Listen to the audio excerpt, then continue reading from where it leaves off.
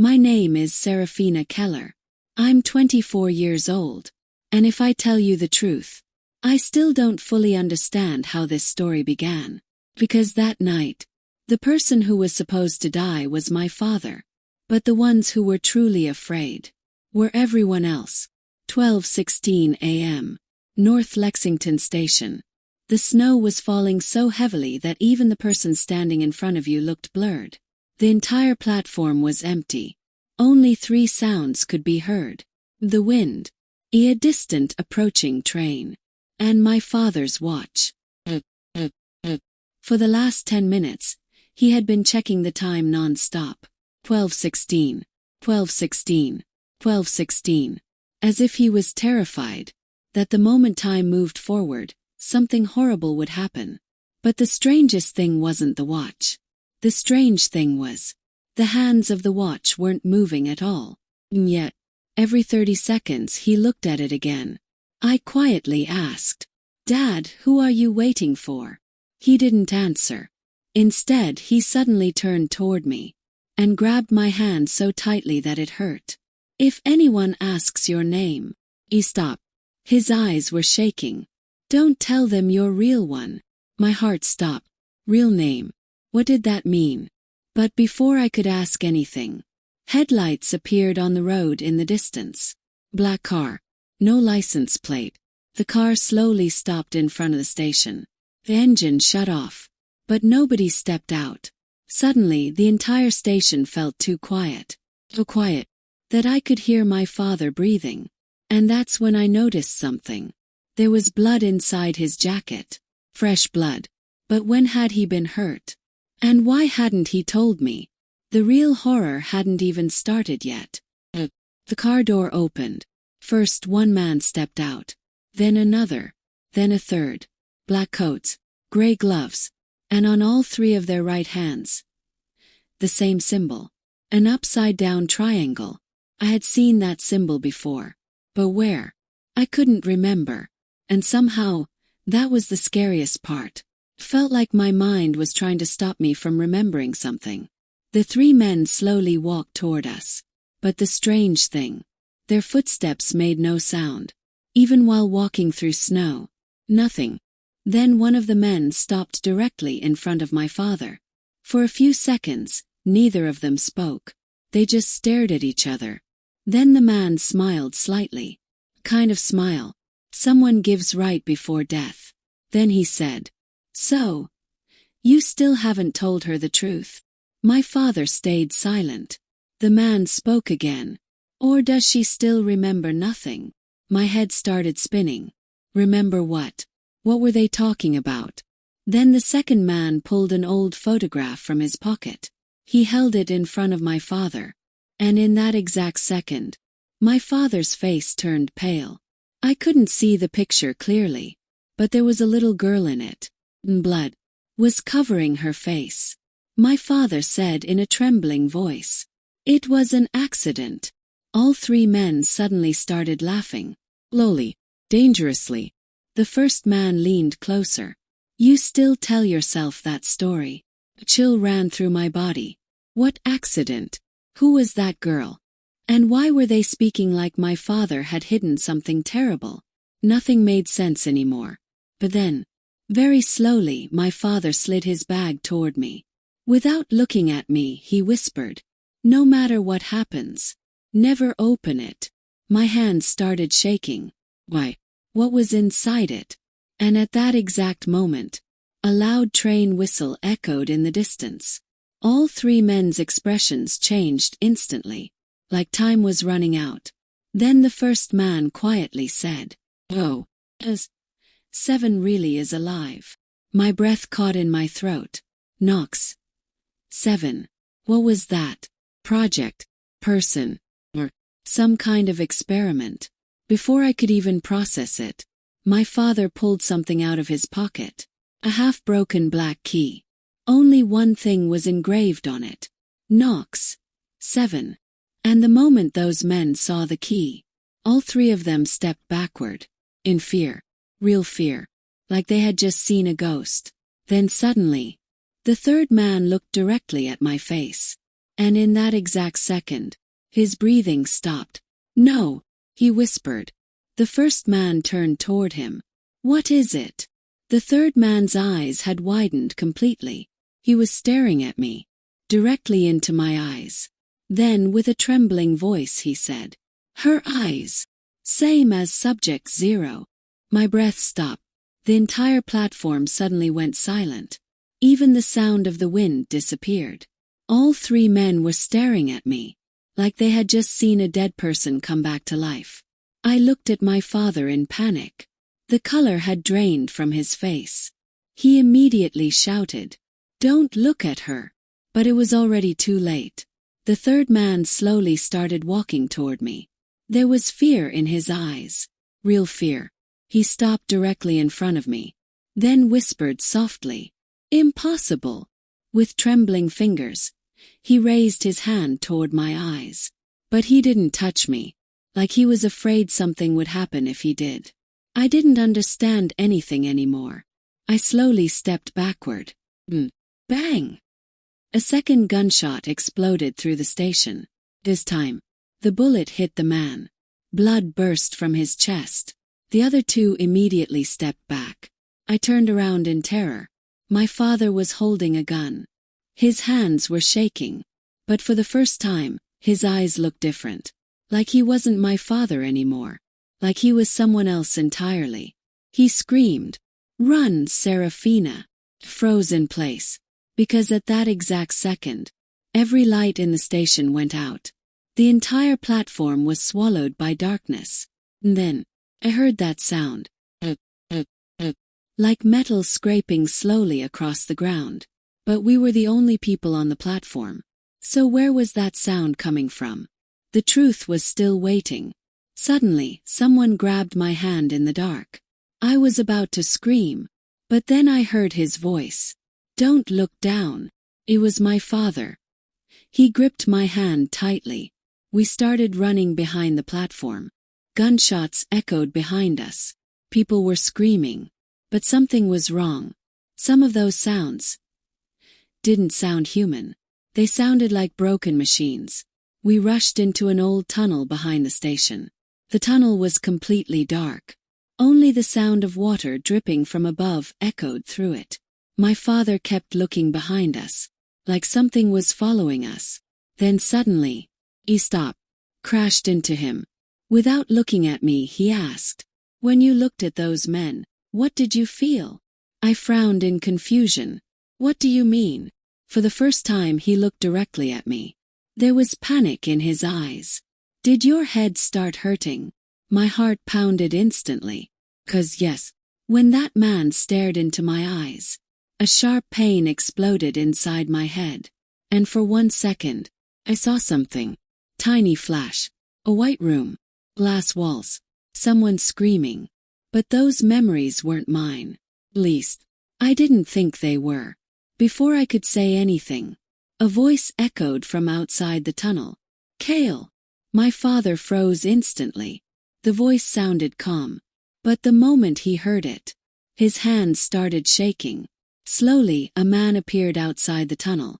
Black coat, but different from the others.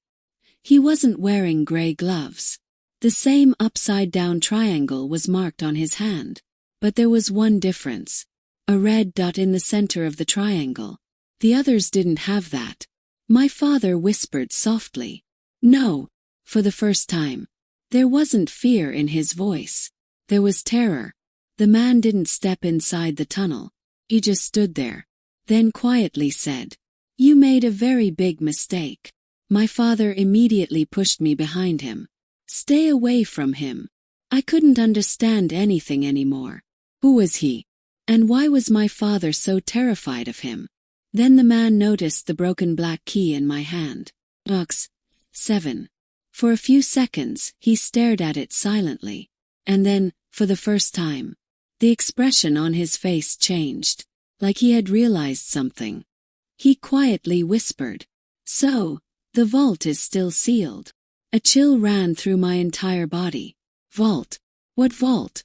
And at that exact moment, a violent pain exploded inside my head. So intense, that I collapsed onto the ground. Flashes filled my vision. White light, a glass room, blood, alarm sounds, and someone repeating the same words over and over. Subject 0 unstable. Subject 0 unstable. I screamed, and for the first time, my father looked truly afraid. He grabbed my face with trembling hands and whispered, "You were never supposed to remember. You were never supposed to remember." My father's voice was shaking. I was sitting on the cold, wet floor of the tunnel. My head felt like it was splitting apart. It was as if thousands of voices had been forced inside my mind all at once. Subject 0 unstable. Containment failure. Seal the vault. The voices wouldn't stop. Covered my ears. But the sounds weren't coming from outside. They were inside my head. The man standing outside the tunnel kept staring at me. In a strange way. Like he wasn't looking at my face, but trying to recognize something hidden underneath it. Then he quietly said, "So now I understand why you kept her alive." My father suddenly shouted in rage, "Shut up!" His voice echoed violently through the tunnel. But the man didn't react. He just kept staring at me. Then calmly said, "If she learns the truth, this time no one survives." My heartbeat accelerated instantly. What truth? And what did he mean by this time? The real horror was still waiting. My father suddenly knelt in front of me. He grabbed my face with both hands. "Serafina, look at me." I barely managed to raise my eyes toward him. There were tears in his eyes. For the first time ever. "If you remember anything, don't tell anyone." I frowned in confusion. "Remember what?" He didn't answer. Instead, he quickly slipped something into my jacket pocket. Tiny silver drive. Written on it in red letters. E09. Before I could ask anything, the man outside the tunnel smiled slightly. "You're still making the same mistake, Kale." My father froze instantly. Then the man slowly stepped forward. For the first time I could see his face clearly. And my heart stopped. 'Cause I'd seen him before. Many times. On TV. On news channels. On magazine covers. It was Zarin Vale, the owner of Veron Corporation.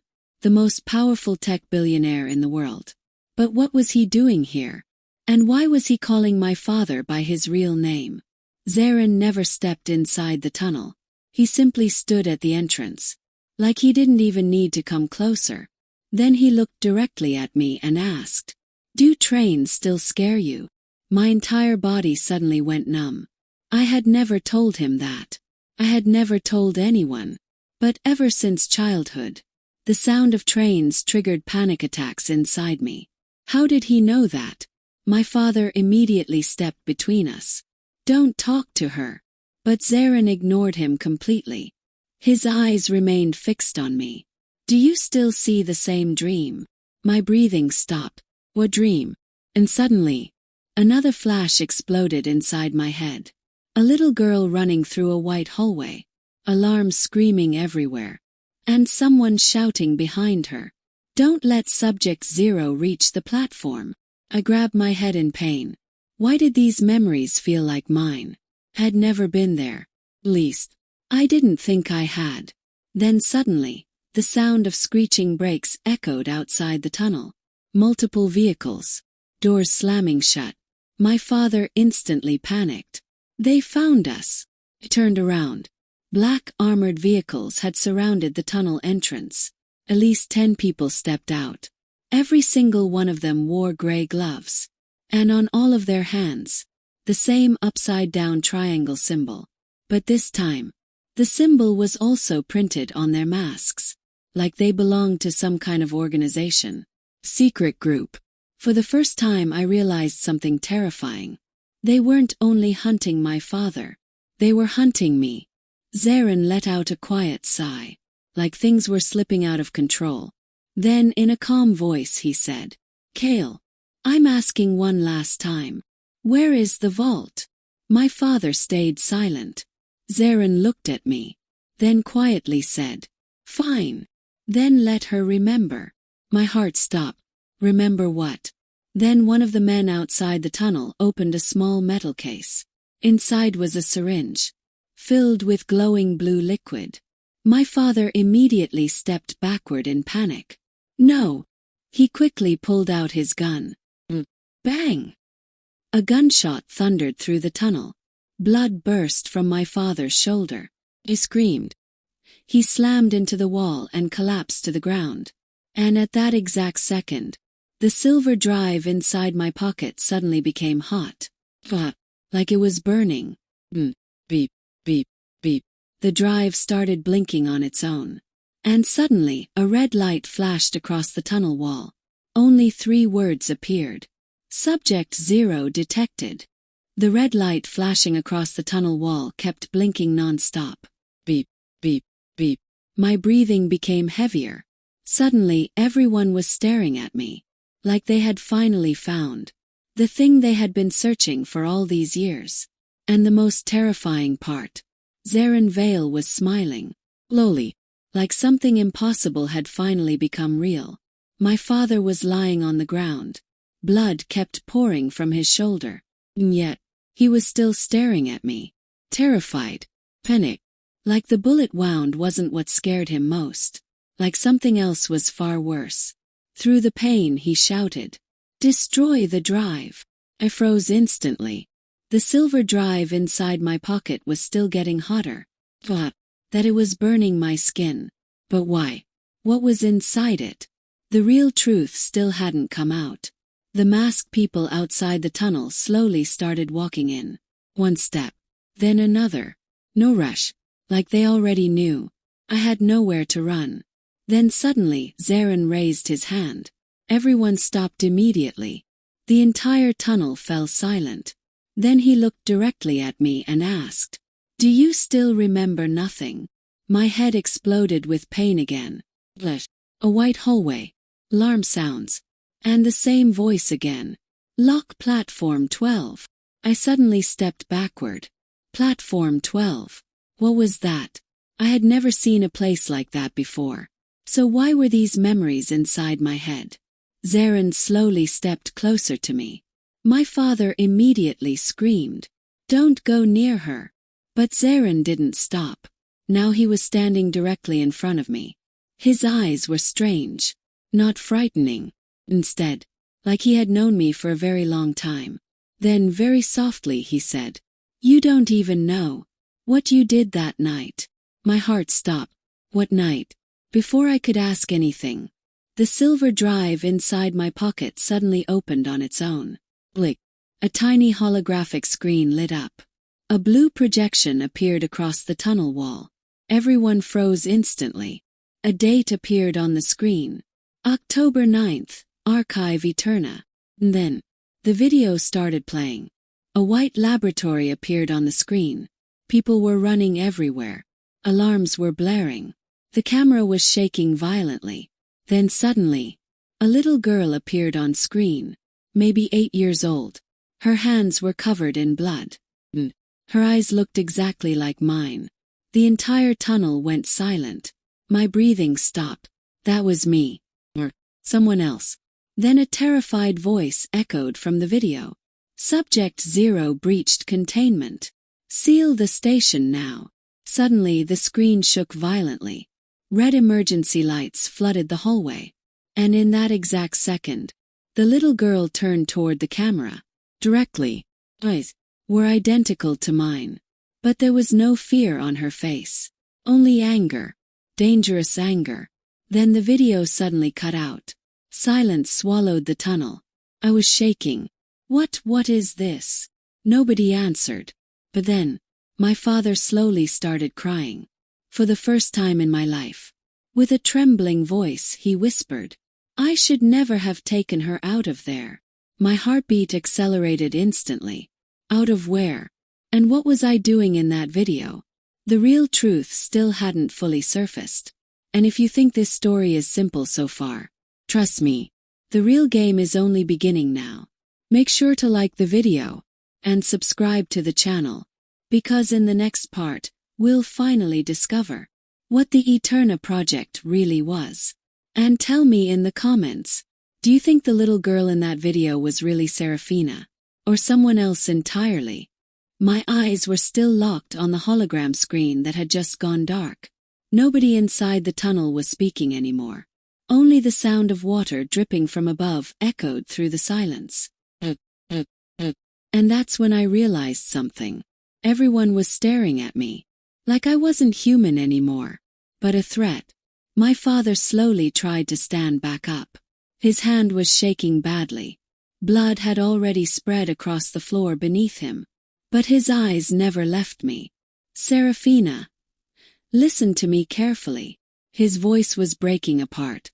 What you just saw wasn't the full truth. My head started spinning again.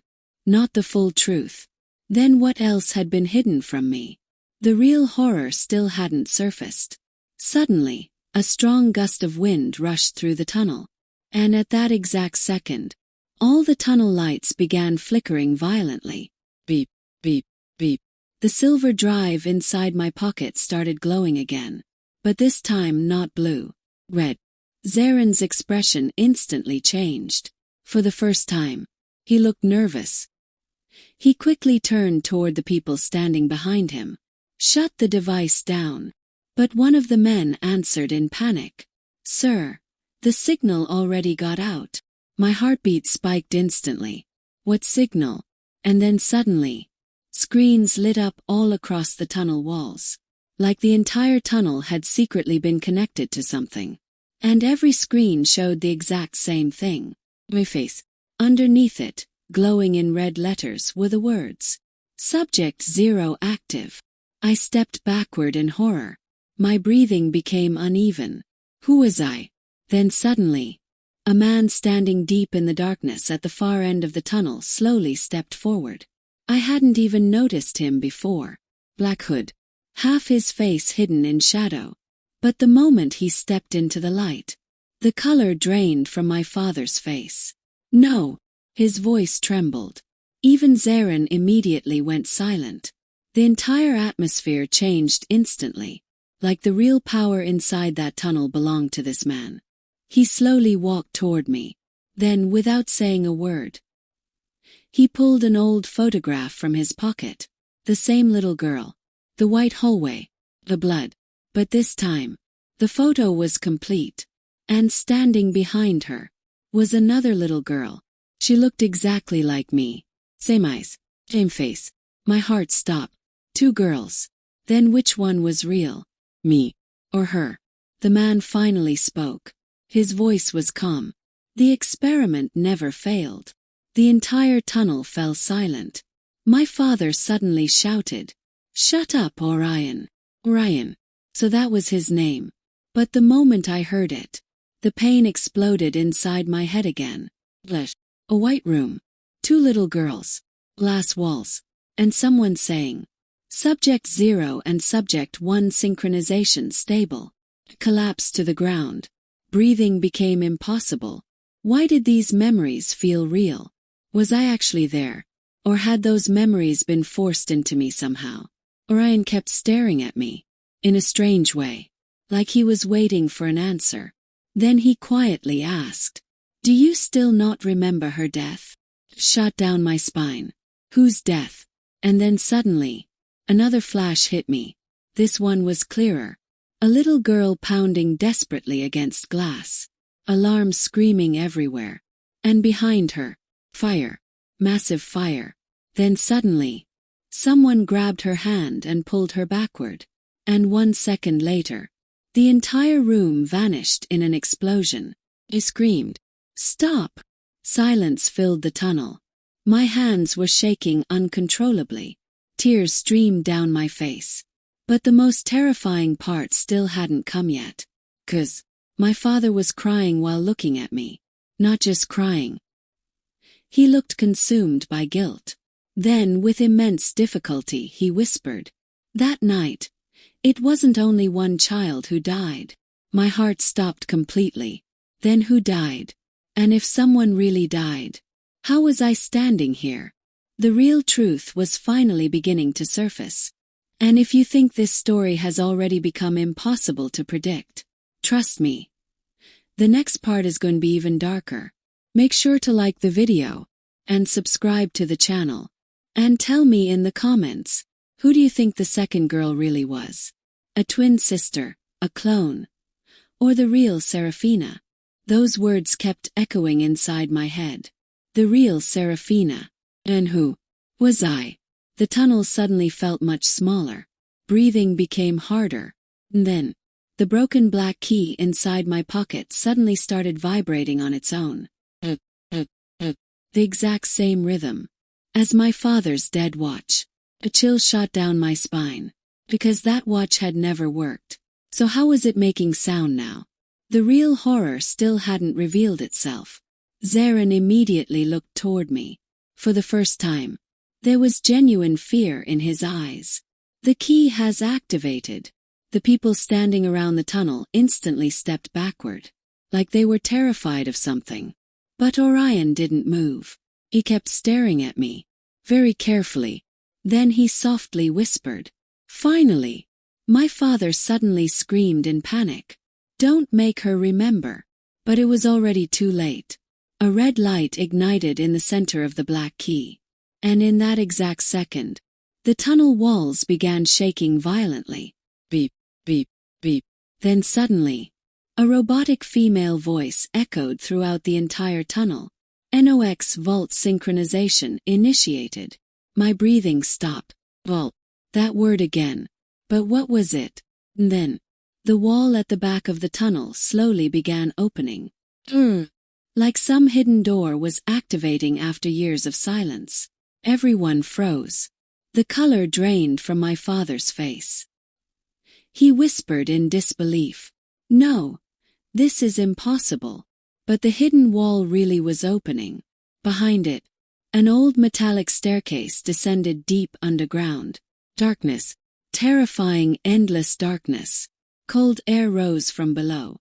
The kind of cold that only comes from places sealed for years. Orion gave a faint smile. So the vault really was here. My father angrily stepped toward him. "You people promised never to open it." For the first time, Zarin raised his voice. "We didn't open it." Then he looked directly at me. "She did." My heart slammed against my chest. Me. But how?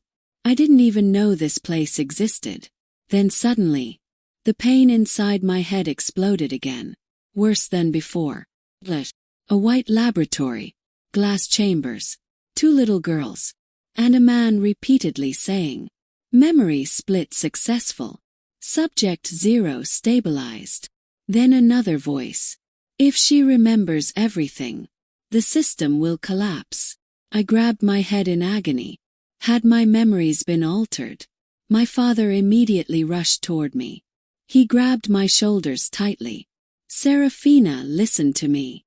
There were tears in his eyes. "Whatever you're remembering, don't trust it."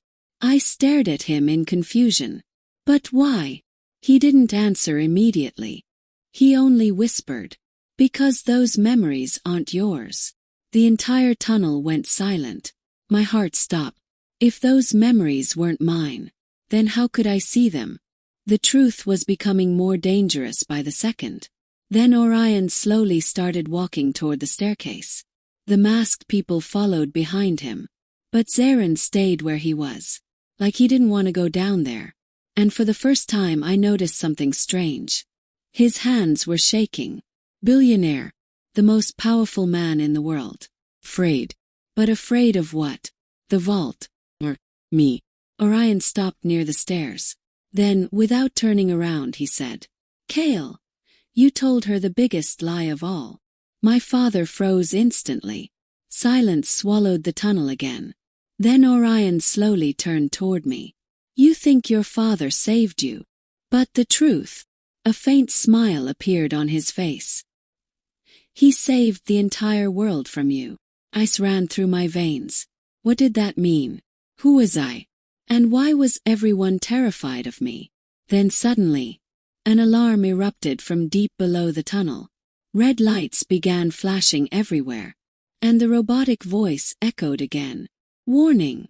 Subject 0 neural activity rising." Catastrophic memory return possible. Terror spread across my father's face. He whispered softly, "If she remembers everything." His voice broke apart. Then he said the one sentence that truly terrified me for the first time. "Millions of people will die this time." My father's voice echoed through the tunnel. And for the first time, nobody called him a liar. The entire tunnel was silent. Red alarms kept flashing endlessly. But now, everyone was staring at me, like I was the answer. The sounds coming from the vault below grew louder. Like some massive machine was slowly waking up. Orion began walking down the stairs. The masked people followed behind him. But Zarin stayed where he was. And for the first time, I saw guilt in his eyes. Real guilt. Then he quietly whispered, "We should have ended it that night." My father turned toward him furiously. "She was just a child." Zarin shouted back. "She was not a child, and you know that." The tunnel fell silent again. My heartbeat accelerated. Who was I? The answers were finally beginning to surface. My father slowly walked toward me. There were tears in his eyes. "I can't lie to you anymore." With trembling hands, he removed his broken watch. Same watch. Frozen forever at 12:16. He placed it into my palm. That was the exact time. His voice cracked apart. When the Eterna project ended, my breathing stopped. For the first time, something finally started making sense. Slowly, he began revealing the truth. 20 years ago, Veron Corporation had secretly started a project. Its name was Project Eterna. Officially, it was described as memory disorder research. But in reality, it was an experiment in human memory manipulation. Erasing memories, transferring them, splitting them apart. And the lead scientist behind the project was Cale Vermont, my father. My hands started shaking violently. He had lied to me my entire life. But the real shock still hadn't arrived yet. There were 2 children in the project. My father's voice became quieter. Subject 0 and Subject 1. 2 little girls. Glass chambers. Now the memories were becoming clearer. With a trembling voice I asked, "Who was the second girl?" Silence filled the tunnel. Then, for the first time, Zarin answered, "Your sister." My heart stopped completely. Then he continued, "You were biological twins." My breathing broke apart. Twin sister. So the girl in the photograph was real. Not a clone. Not a hallucination. She was my sister. My father began crying again. "During the experiment, we discovered," he struggled to finish the sentence, "that your brains were connected in an unusual way. One sister could feel the other's memories." My head started spinning. That's why the flashes felt real. That's why the memories were mixed together. Everything was finally connecting. But then, what happened that night? Silence swallowed the tunnel again. Nobody answered, like they were all afraid of the truth. Then Zarin quietly said, "Containment failure." And in that exact second, the entire memory slammed back into my mind. Alarms, red emergency lights, glass shattering everywhere, my little sister crying, scientists running, me screaming so loudly that the glass walls around us began cracking apart. Froze completely. My hands shook uncontrollably. Zarin spoke softly. "Your brain triggered an unstable reaction. You were affecting electronic systems through emotional surges." Everyone standing in the tunnel remained silent, like they had known this all along. My father continued speaking. "We tried to stop the experiment, but it was already too late." Tears streamed down his face. A massive power surge happened. The entire facility caught fire. And he closed his eyes. "Your sister got trapped inside." My heart shattered. A little girl screaming behind glass, hitting the window desperately.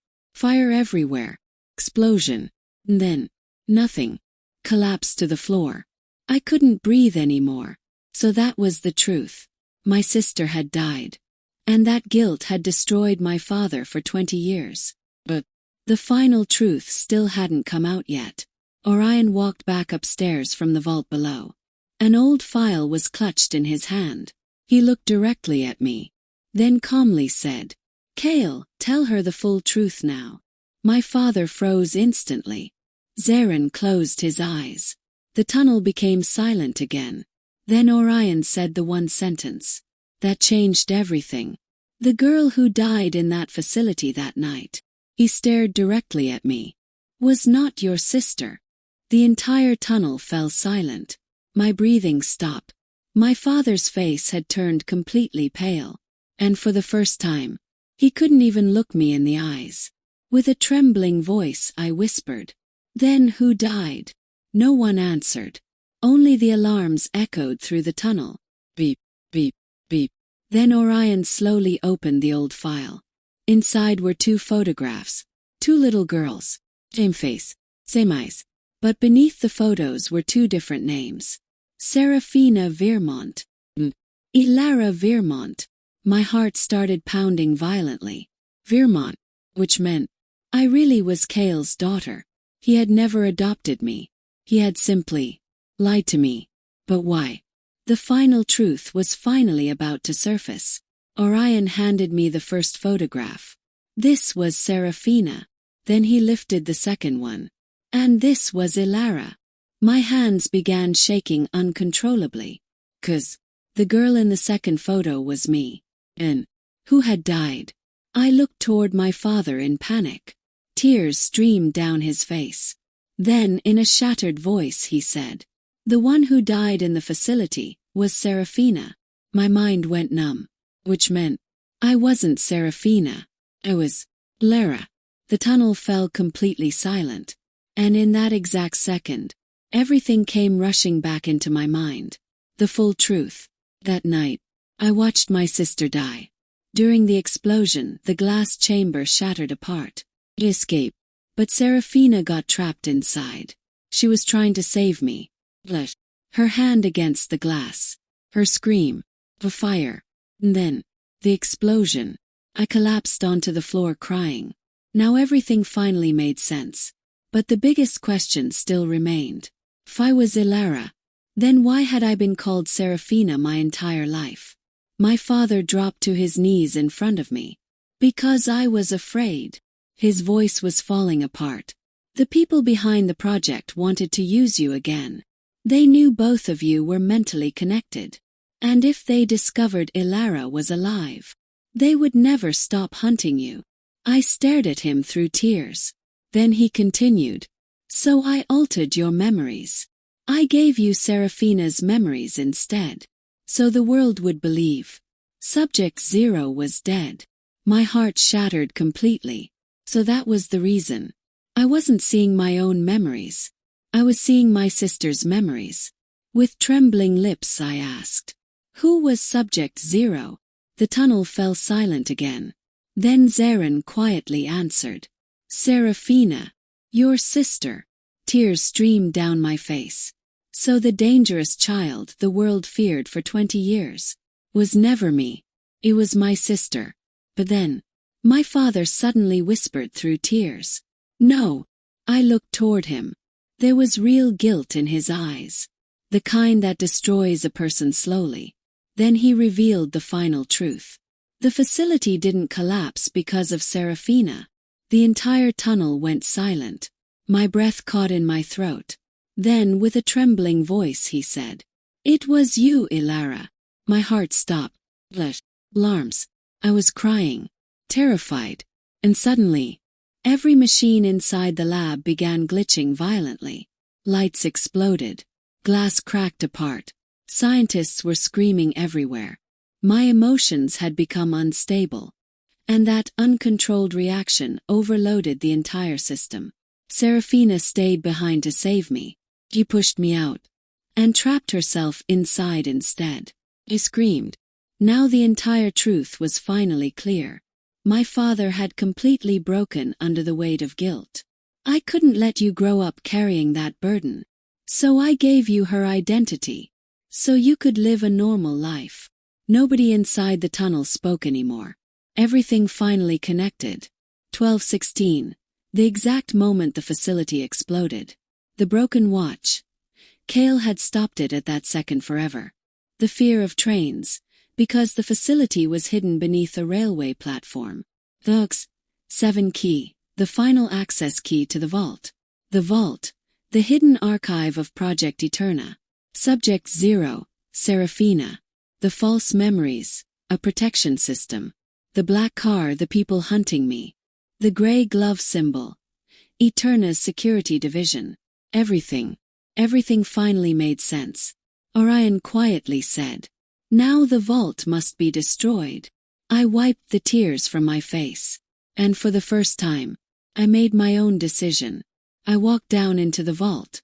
Every file, every experiment, every piece of research. I destroyed all of it. Eterna was finally gone forever. Morning slowly began to rise. The snow had stopped falling. Zarin had surrendered himself to the police. Project Eterna had finally been exposed to the world. And my father, he looked at me one last time. "Forgive me." Crying, I wrapped my arms around him. Because after all the lies, he had still spent his entire life trying to protect me. Today, 3 years later, for the first time I'm saying my real name out loud. Name is Alara Vermont. And now, I finally remember everything. 3 days later, the snow had stopped falling. But the noise inside my head still hadn't faded. The Eterna vault had been destroyed. The project was over. And yet, hundreds of questions still remained inside my mind. And maybe Zarin Vale already understood that. That night he asked to meet me alone. An abandoned subway line. The same place, where everything had begun. When I arrived he was already sitting there. For the first time, there were no guards around him. No black cars. No gray gloves. Just him. And an old file resting in his hands. The moment he saw me, he quietly said, "After tonight, you won't have any questions left." I sat down across from him. The tunnel was dimly lit with pale yellow light. A few seconds of silence passed. Then I asked my first question. Who was Orion? Zarin answered softly. He was Eterna's original security director. Before the project started, he worked in a military neuroscience division. But later, he realized the experiments were illegal. He wanted the entire project shut down. The first mystery was finally clear. Orion wasn't the mastermind. He was the insider trying to stop it. I asked my second question. The people with the gray gloves. Eterna Containment Unit. Their job was to keep the project secret. If a subject escaped, or the truth leaked out, he paused for a moment. They eliminated the problem. Now the black cars, masks, and symbols finally made sense. I slowly pulled out the NUX 7 key. What exactly was this? For the first time, Zarin answered directly. Neural Override X7. NUX 7 wasn't just a physical key. It contained an encrypted memory core. All of Eterna's research was stored inside it. That's why everyone feared it. It wasn't just a key. It was the entire truth of the project. Then I asked, why was Subject 0 considered dangerous? Zarin stayed silent for a few seconds. Then he answered. Serafina's brain generated abnormal electromagnetic waves. During extreme emotional states, she could disrupt nearby electronic systems. Lights, alarms, machines. That's why the containment systems failed. Now everything connected perfectly. The flickering lights, the alarms, the electronic glitches, everything. But, I hesitated. How did I overload the system? Zarin looked directly at me. Because both of you were linked. Twin neural synchronization. Your brain amplified her waves. Serafina was the source. You were the amplifier. And that night, both of you panicked at the same time, which caused the entire system to collapse. Now the facility explosion finally made sense too. With a trembling voice I asked, "How did the memory transfer happen?" This time another voice answered from behind me. "Kale did it." I turned around. My father, weak, but alive. He slowly stepped closer and said, "We never transferred memories. We overwrote emotional identity. I suppressed your traumatic memories and pushed Serafina's memories into your subconscious, so you could live without guilt." Now the flashes finally made sense too. I wasn't seeing my own memories. I was seeing her emotional echoes. 12:16. Tears filled my father's eyes again. The exact time of the explosion. But not only because of that. He handed me his broken watch. 12:16 was the moment. I lost one daughter and hid the other one inside a lie. Silence filled the tunnel again. Then I asked my final question. "Mom." My father froze instantly, then quietly whispered, "She didn't die." My heart stopped. She was Eterna's lead neurologist. When she discovered the experiments were being performed on children, she planned to leak the evidence with Orion. But Eterna made her disappear. Chill ran through me. "Where is she now?" Zarin quietly answered, "Dead." But before she died, she managed to get all the files to Orion. Now everything connected. The line, "She's still alive." The hidden files. The bloody photograph. All of it finally made sense. The bloody photo had been sent by my mother as evidence. Then I quietly asked, "Were you the villain?" For the first time Zarin laughed. Tired, broken laugh. "No. But I wasn't the hero either. I funded the project because I believed memory diseases could be cured. By the time I learned the truth," he closed his eyes. It was already too late. Now his role was finally clear too. "And one last thing." I looked toward Orion. "Why were all of you afraid of me?" Orion answered directly. "Because if your suppressed memories had returned through violent emotional shock, the same neural surge could have activated again. And this time the effect would have been far worse. So the threat had been real, not fake." Now finally, everything was clear. No mysteries left. No hidden layers left. Only the truth. Painful, but complete. 6 months later, Eterna had officially been exposed to the world. Veron Corporation had collapsed. The containment unit had been arrested. Me. For the first time in my life, I was living normally, without a fake name, without fake memories. Whenever someone asks me, "Who are you?" I answer without fear, "My name is Ilara Vermont." And now, I remember everything. If you watched this entire story until the end, tell me honestly, did you ever guess who the real Subject Zero was from the beginning? If you enjoyed the video, make sure to leave a like and subscribe to the channel, because more cinematic suspense stories are coming regularly. And now, the most important question. Tell me in the comments, if you were in Ilara's place, would you forgive your father? Or would you hate him forever after such a massive lie?